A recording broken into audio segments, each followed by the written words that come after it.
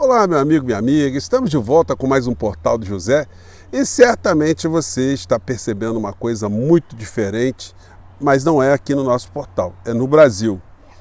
Há uma semana atrás, nós estávamos já antenados ali com a posse do presidente Lula e certamente a maior parte das pessoas que assistiu a cerimônia da posse, ficou extremamente emocionada com muitas situações que aconteceram ali e, sobretudo, nós ficamos absolutamente confortados, né, em ver que não aconteceu nenhum incidente, que aquelas pessoas que eu sempre apelidei como sendo os canjicas, essas pessoas não tiveram a capacidade de fazer alguma coisa que criasse algum tipo de obstáculo à posse do presidente Lula.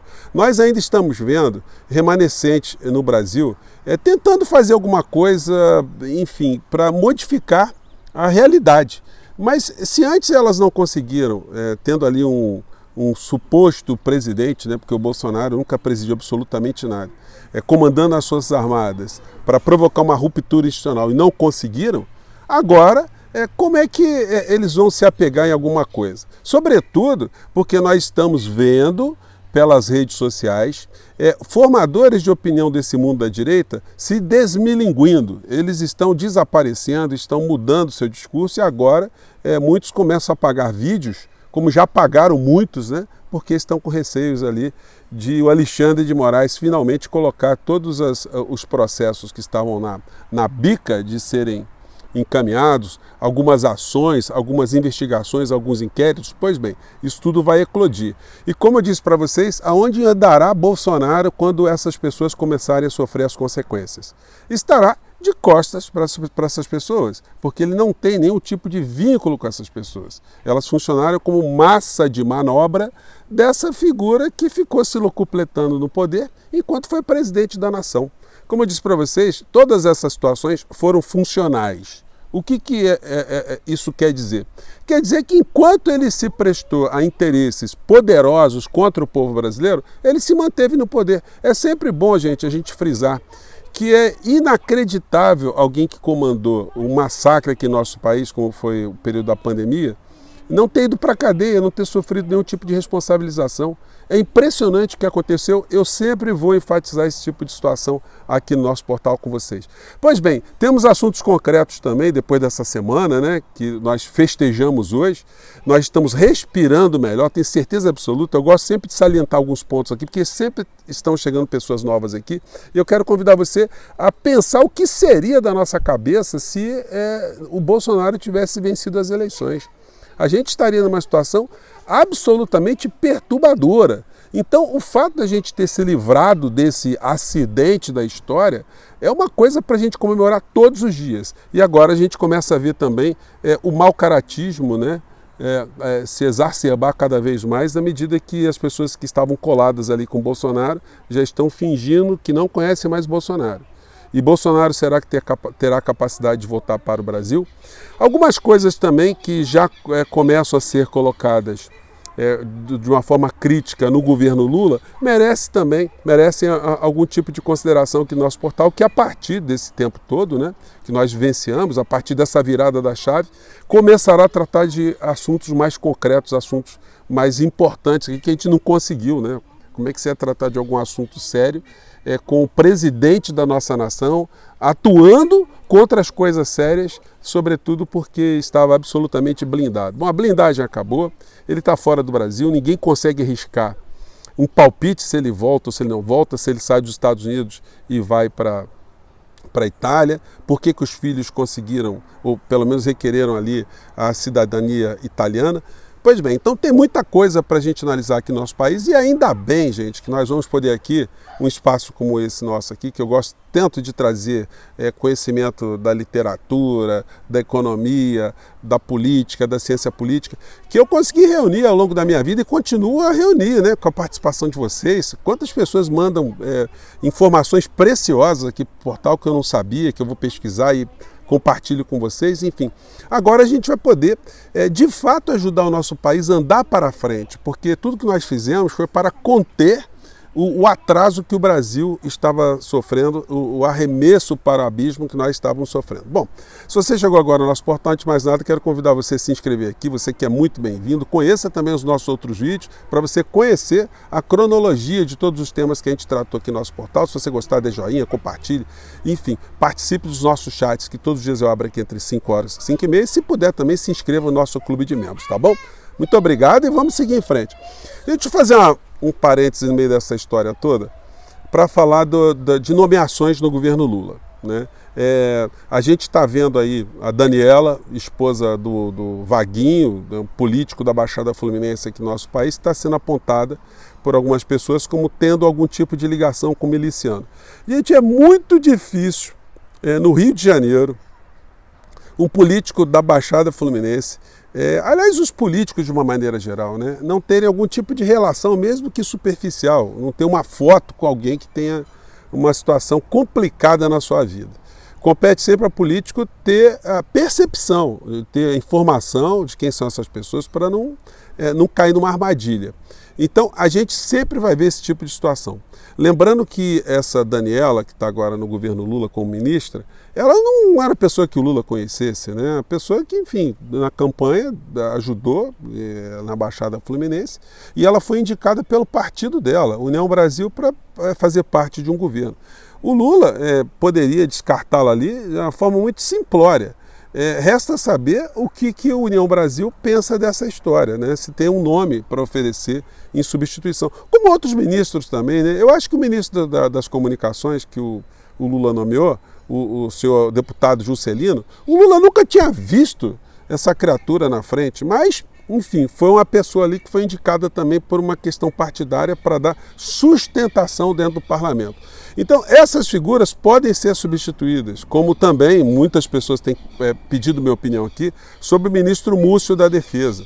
E o ministro Múcio também é uma figura sui generis nesse processo todo, porque embora ele não tenha sido indicado por uma coligação partidária com o partido, ele teve um papel importante ali nessa transição governamental de poder aqui no nosso país, porque ele funcionou, né, como uma espécie de amortecedor entre as Forças Armadas, que tinham ali figuras muito estridentes, que estavam tendo um comportamento de não aceitarem a democracia aqui no nosso país, e o governo que acabou entrando. Então, ele cumpriu essa missão, ele não tem voto no parlamento, ele não está ligado a partido algum, então, provavelmente, ele se sentir que tem alguma área de desgaste ali, ele vai acabar pedindo também para sair do governo, e o Lula vai nomear outra pessoa, não tem a menor dúvida em relação a isso.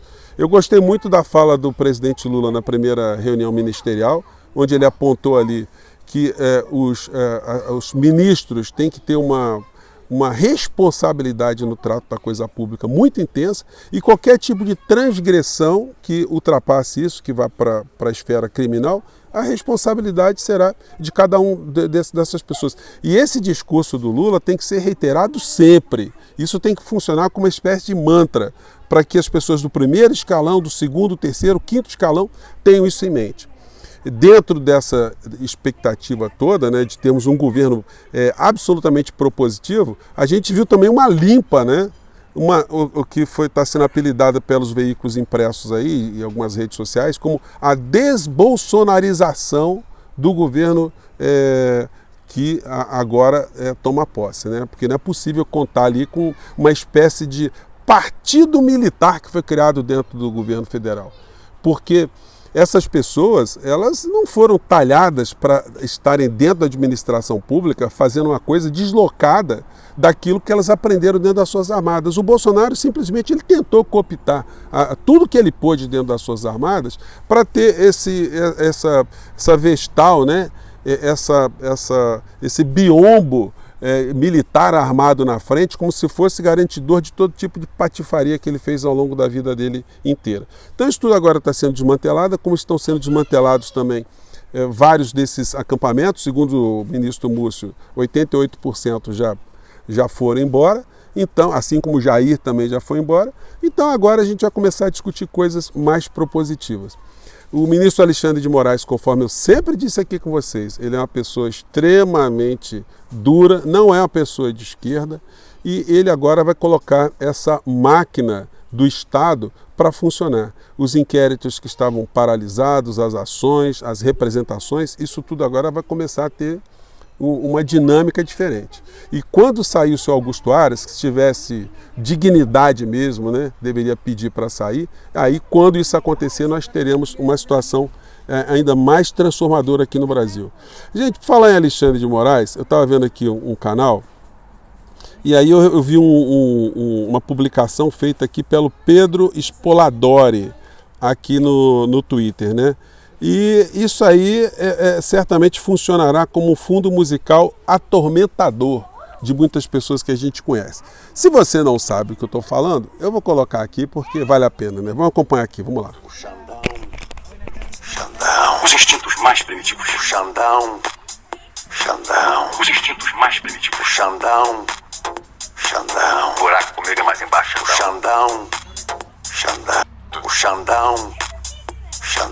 Os instintos mais primitivos. O Xandão, os instintos mais primitivos. Meus amigos, agora a gente já teve já em Belo Horizonte o Alexandre de Moraes determinando a multa de R$100 mil para um empresário golpista que estava insistindo ali ficar na frente de um quartel em Belo Horizonte, mas a casa caiu, ele vai ter que pagar uma multa de R$100 mil, ele não conseguiu na justiça o direito de lutar contra a democracia aqui no nosso país, que é uma coisa absurda, conseguir na justiça o direito de praticar crime, né? Mas o juiz de primeiro grau que deu o direito dele praticar crime já tinha também determinado a abertura de bares ou mantido bares abertos durante a pandemia aqui no Brasil. São negacionistas que estão também espalhados dentro das instituições brasileiras, que também vão ficar cada vez mais murchos, né? Como estão alguns pastores que pararam de publicar, o Malafaia parou de falar de política nas últimas semanas, o velho da Van que já não está usando mais o terno verde e amarelo.